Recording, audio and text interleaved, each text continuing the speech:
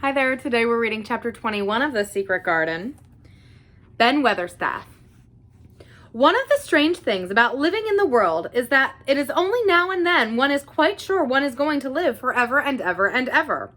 One knows it sometimes when one gets up at the tender, solemn dawn time and goes out and stands alone and throws one's head back far and looks up and watches the pale sky slowly changing and flushing and marvelous unknown things happening until the east almost makes one cry out and one's heart stands still at the strange, unchanging majesty of the rising of the sun, which has been happening every morning for thousands and thousands and thousands of years.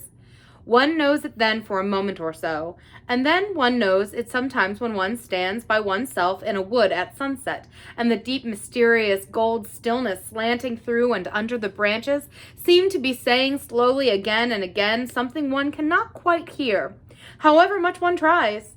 Then sometimes the immense quiet of the dark blue at night, with millions of stars waiting and watching, makes one sure. And sometimes a sound of far-off music makes it true, and sometimes it's a look in someone's eyes. And it was like that with Colin when he first saw and heard and felt the springtime inside the 4 high walls of a hidden garden. That afternoon, the whole world seemed to devote itself being perfect and radiantly beautiful and kind to one boy. Perhaps out of pure heavenly goodness, the spring came and crowded everything it possibly could into that one place. More than once, Dickon paused in what he was doing and stood still with a sort of growing wonder in his eyes, shaking his head softly. "Yeah, it is Gradely," he said. "I'm 12 going on 13, and there's lots of afternoons in 13 years, but seems to me like I never seen one as Gradely as this one here." "Aye, it is a Gradely one," said Mary, and she sighed for mere joy. "I'll warrant it's the Gradeliest as one as ever was in this world." "Does the think," said Colin with dreamy carefulness, "as happen it made like this 'ere all o' purpose for me?" "My word," cried Mary admiringly, "that there is a bit of good Yorkshire. Thart shaping first rate, that there art." And delight reigned. They drew the chair under the plum tree, which was snow white with blossoms and musical with bees. It was like a king's canopy, a fairy king's. There were flowering cherry trees near, and apple trees whose buds were pink and white, and here and there one had burst open wide. Between the blossoming branches of the canopy, bits of blue sky looked down like wonderful eyes. Mary and Dickon worked a little here and there, and Colin watched them.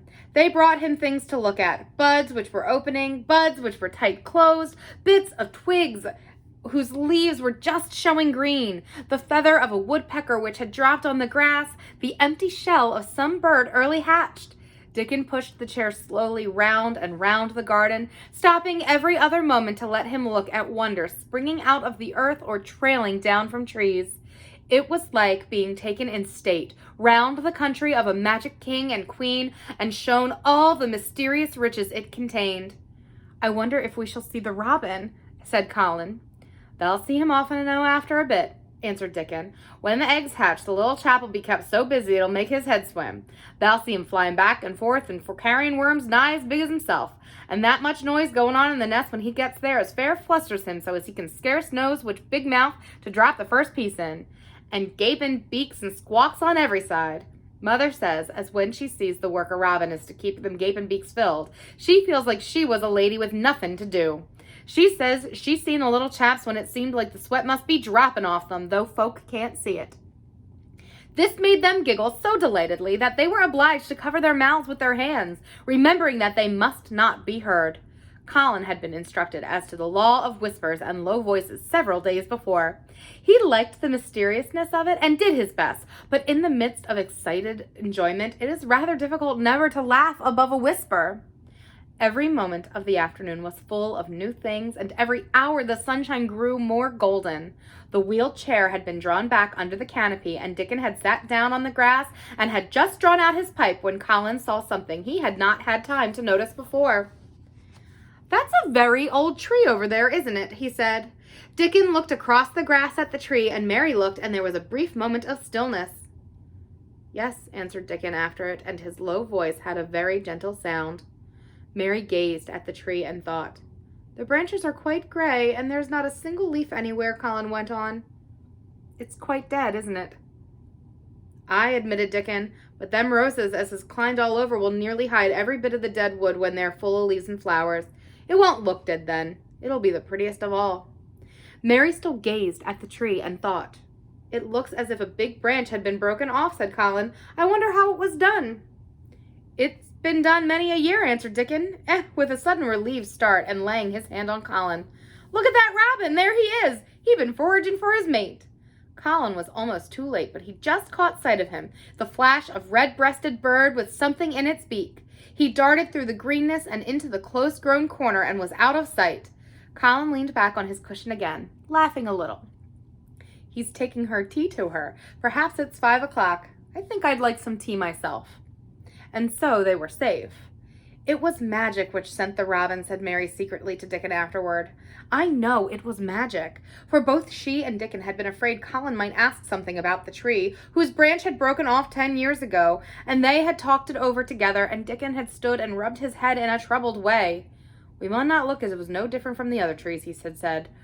"We couldn't never tell him how it broke it, poor lad. If he says anything about it, we mun try to look cheerful." "Aye, that we mun," had answered Mary. But she had not felt as if she looked cheerful when she gazed at the tree. She wondered and wondered in those few moments if there was any reality in that other thing Dickon had said. He had gone on rubbing his rust-red hair in a puzzled way, but a nice comforted look had begun to grow in his blue eyes.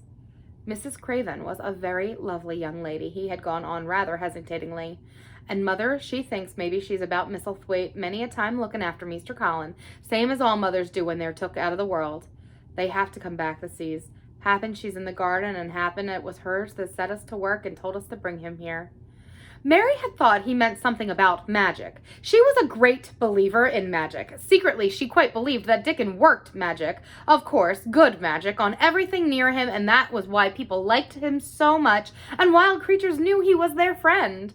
She wondered indeed if it were not possible that his gift had brought the robin just at the right moment when Colin asked that dangerous question. She felt that his magic was working all the afternoon and making Colin look an entirely different boy. It did not seem possible that he could be the crazy creature who had screamed and beaten and bitten his pillow. Even his ivory whiteness seemed to change. The faint glow of color which had shone on his face and neck and hands when he first got inside the garden really never quite died away. He looked as if he were made of flesh instead of ivory and wax.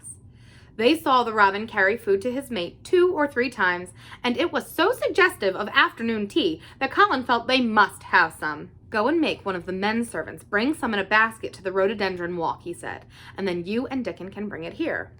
It was an agreeable idea, easily carried out, and when the white cloth was spread upon the grass with hot tea and buttered toast and crumpets, a delightfully hungry meal was eaten, and several birds on domestic errands paused to inquire what was going on, and were led into investigating crumbs with great activity.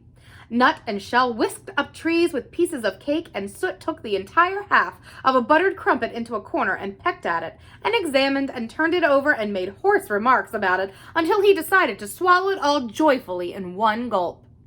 The afternoon was dragging towards its mellow hour. The sun was deepening the gold of its lances, the bees were going home, and the birds were flying past less often. Dickon and Mary were sitting on the grass, the tea basket was repacked, ready to be taken back to the house, and Colin was lying against his cushions with his heavy locks pushed back from his forehead, and his face looking quite a natural color. "I don't want this afternoon to go," he said, "but I shall come back tomorrow, and the day after, and the day after, and the day after." "You'll get plenty of fresh air, won't you?" said Mary. "I'm going to get nothing else," he answered. "I've seen the spring now, and I'm going to see the summer. I'm going to see everything grow here. I'm going to grow here myself." "That the will," said Dickon. "Us'll have thee walking about here and digging same as other folk for long." Colin flushed tremendously. "Walk," he said. "Dig? Shall I?" Dickon's glance at him was delicately cautious. Neither he nor Mary had ever asked if anything was the matter with his legs. "For sure thou will," he said stoutly. Thou's got legs of thine own, same as other folks." Mary was rather frightened until she heard Colin's answer. "Nothing really ails them," he said, "but they are so thin and weak, they shake so that I'm afraid to try to stand on them." Both Mary and Dickon drew a relieved breath. "When they stops being afraid, that'll stand on them," Dickon said with renewed cheer. "And they'll stop being afraid in a bit." "I shall," said Colin, and he lay still as if he were wondering about things. They were really very quiet for a little while. The sun was dropping lower. It was that hour when everything stills itself, and they really had had a busy and exciting afternoon. Colin looked as if he were resting luxuriously. Even the creatures had ceased moving about and had drawn together and were resting near them. Soot had perched on a low branch and drawn up one leg and dropped the gray film drowsily over his eyes. Mary privately thought he looked as if he might snore in a minute. In the midst of the stillness, it was rather startling when Colin half lifted his head and exclaimed in a loud, suddenly alarmed whisper, "Who is that man?" Dickon and Mary scrambled to their feet. "Man!" they both cried in low, quick voices. Colin pointed to the high wall. "Look," he whispered excitedly, "just look!" Mary and Dickon wheeled about and looked. There was Ben Weatherstaff's indignant face glaring at them over the wall from the top of a ladder. He actually shook his fist at Mary. "If I wasn't a bachelor, and that was a wench of mine," he cried, "I'd give thee a hidin'." He mounted another step threateningly, as if it were his energetic intention to jump down and deal with her, but as she came toward him, he evidently thought better of it, and stood on the top step of his ladder, shaking his fist down at her. "I never thought much of thee," he harangued. "I couldn't abide thee the first time I set eyes on thee, a scrawny, buttermilk-faced young besom, alas, asking questions and poking the nose where it wasn't wanted.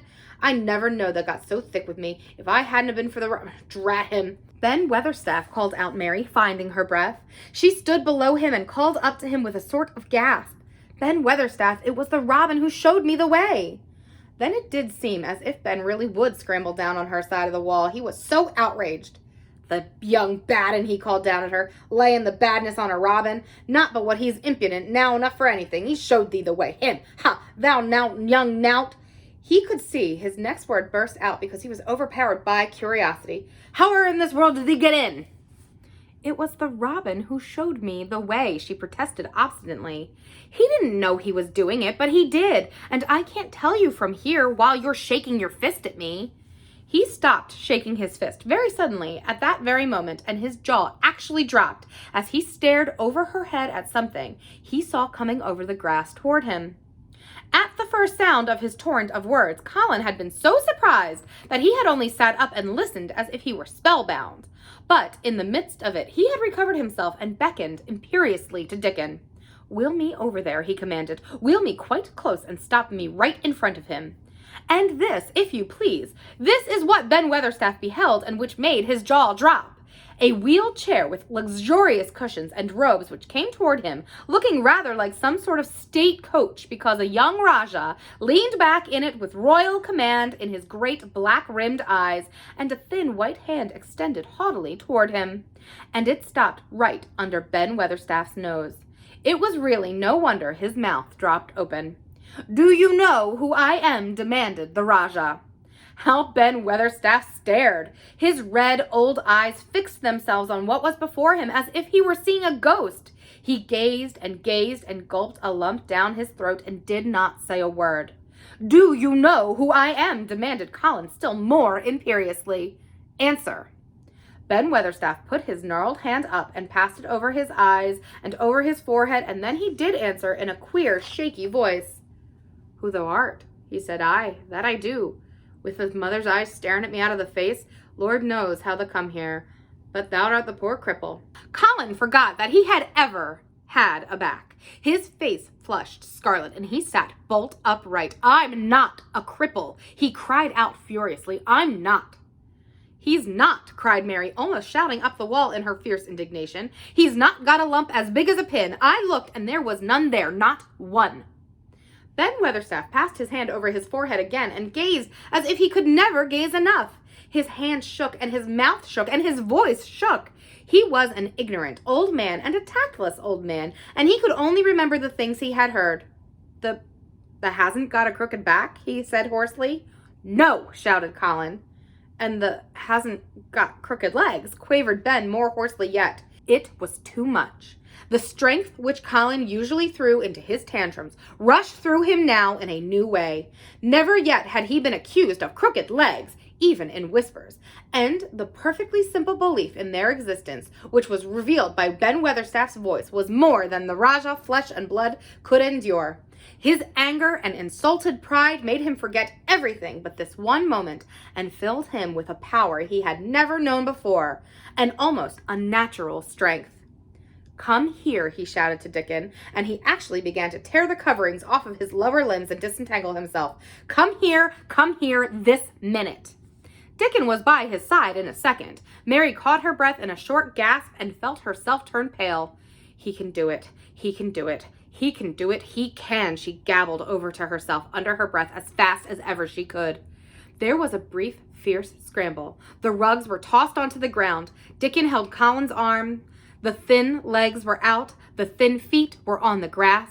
Colin was standing upright, as straight as an arrow, and looking strangely tall, his head thrown back and his eyes, strange eyes, flashing lightning.